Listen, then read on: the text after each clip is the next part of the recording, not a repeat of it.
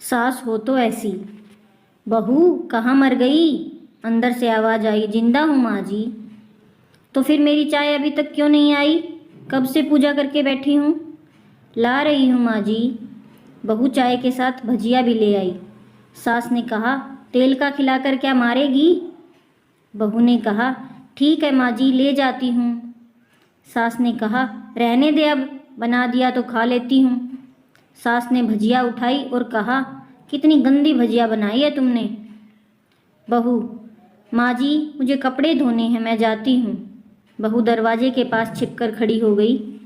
सास भजिया पर टूट पड़ी और पूरी भजिया खत्म कर दी। बहू मुस्कुराई और काम पर लग गई। दोपहर के खाने का वक्त हुआ। सास ने फिर आवाज़ लगाई, कुछ खाने को मिलेगा? बहू ने आवाज़ नहीं दी। सास फिर चिल्लाई, भूखे मारोगी क्या? बहू आई सामने, खिचड़ी रख दी। सास गुस्से से, ये क्या है? मुझे नहीं खाना इसे, ले जाओ। बहू ने कहा, आपको डॉक्टर ने दिन में खिचड़ी खाने को कहा है, खाना तो पड़ेगा ही। सास मुंह बनाते हुए, हाँ तू मेरी माँ बन जा। बहू फिर मुस्कुराई और चली गई।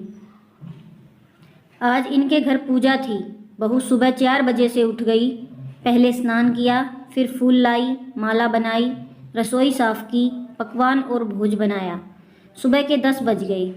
अब सास भी उठ चुकी थी। बहू अब पंडित जी के साथ भगवान के वस्त्र तैयार कर रही थी। आज ऑफिस की भी छुट्टी थी। उनके पति भी घर पर थे। पूजा शुरू हुई। सास चिल्लाती, बहू ये नहीं है, वो नहीं है। बहू दौड़ी दौड़ी आती और सब करती। अब दोपहर के 3 बज गए थे। आरती की तैयारी चल रही थी। पंडित जी ने सबको आरती के लिए बुलाया और सबके हाथों में थाली दी। जैसे ही बहू ने थाली पकड़ी, थाली हाथों से गिर पड़ी। शायद भोज बनाते हुए बहू के हाथों में तेल लगा था, जिसे वो पोंछना भूल गई थी। सारे लोग तरह तरह की बातें करने लगे। कैसी बहू है, कुछ नहीं आता, एक काम भी ठीक से नहीं कर सकती, ना जाने कैसी बहू उठा लाए, एक आरती की थाली भी संभाल नहीं सकी।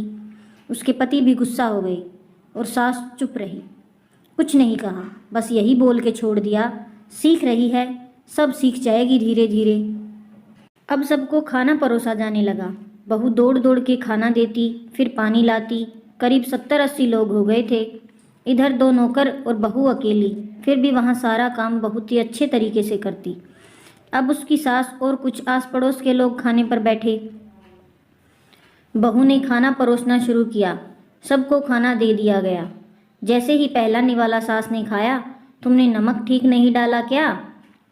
एक काम ठीक से नहीं करती, पता नहीं मेरे बाद कैसे ये घर संभालेगी।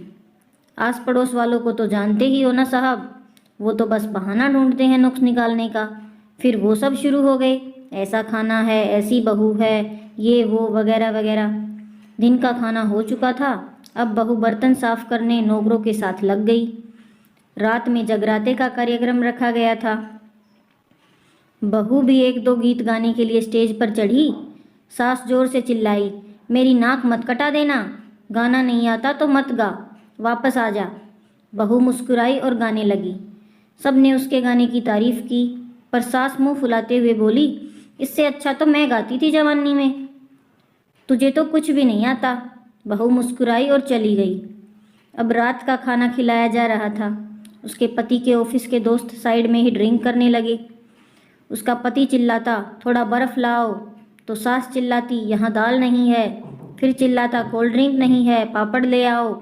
इधर उधर, आखिरी में उसके पति की शराब गिर गई उसके एक दोस्त पर और बोतल टूट गई।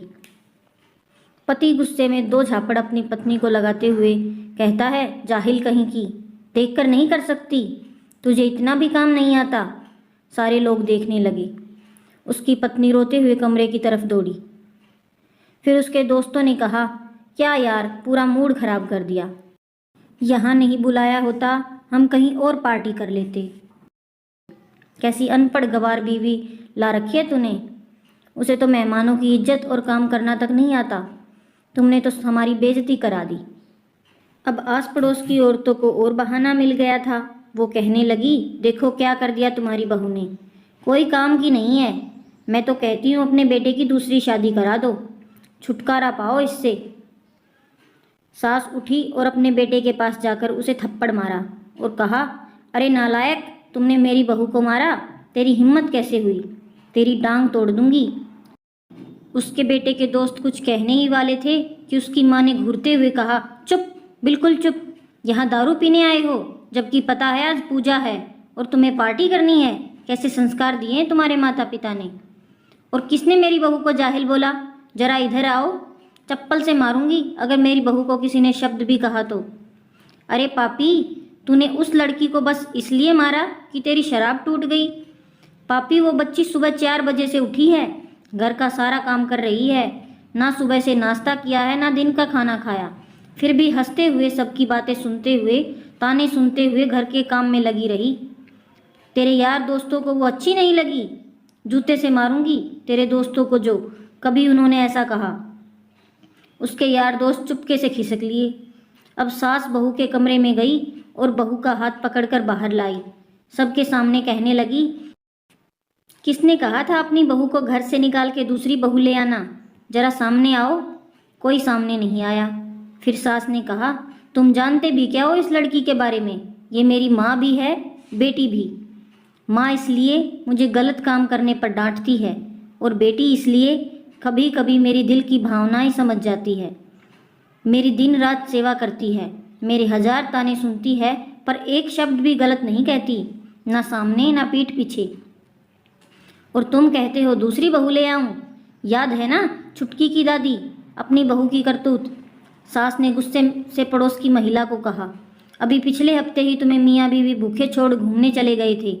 मेरी इसी बहू ने 7 दिन तक तुम्हारे घर पर खाना पानी, यहाँ तक कि तुम्हारे पैर दबाने जाती थी, और तुम इसे जाहिल बोलती हो। जाहिल तो तुम सब हो जो कोयले और हीरे में फ़र्क नहीं जानते। अगर आइंदा मेरी बहू के बारे में किसी ने एक लफ्ज़ भी बोला तो मुझसे बुरा कोई नहीं होगा, क्योंकि ये मेरी बहू नहीं, मेरी बेटी है। बहू सिसकियाँ लेते हुए फिर कमरे में चली गई।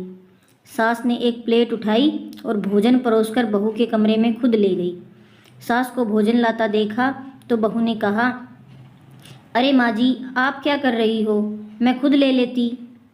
सास ने प्यार से ताना मारते हुए कहा, डर मत, इसमें जहर नहीं है, मार नहीं डालूंगी तुझे। तुझे नई सास चाहिए होगी, पर मुझे अभी भी तू ही मेरे घर की बहू चाहिए। बहू ने अपनी सास को रोते हुए गले से लगा लिया। सास भी रो दी पहली बार और कहा, चल खाना खा ले। फिर मजाक करते हुए कहा, फिर मेरे पैर दबाने चले आना, और ये ख्याल मन में मत लाना कि सास पैर बोलती है, किसी दिन मैं इसका गला दबा दूंगी, क्योंकि कभी मैं भी यही सोचती थी। दोनों खूब हंसने लगती हैं।